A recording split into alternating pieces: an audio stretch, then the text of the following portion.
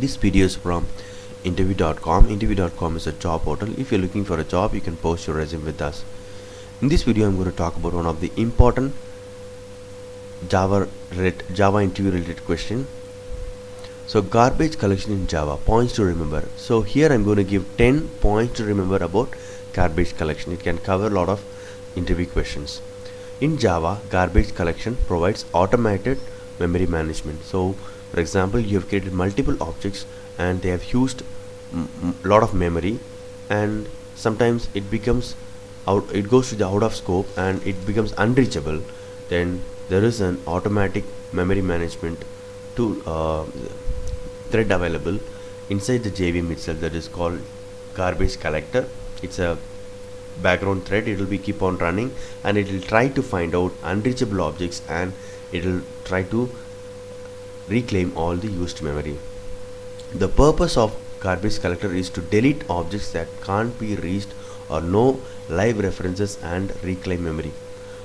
Only the JVM decides when to run the GC. You can only suggest it using the system.gc. So you can't force it, you can just give a suggestion, can you run this.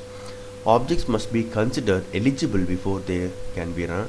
They can be garbage collected. So there are few algorithms, sweep and mark algorithms. And there are other ways where it will try to find out whether the objects are eligible to be garbage collected or not. And an object is eligible when no live thread can reach it. So this is one of the criteria where an object will become eligible. An object is eligible when no live thread can reach it. So it becomes, if an object becomes unreachable, then it is eligible. To reach an object, you must have live reachable reference to that object. Java applications can run out of memory. Garbage collection runs regularly to avoid out of memory error.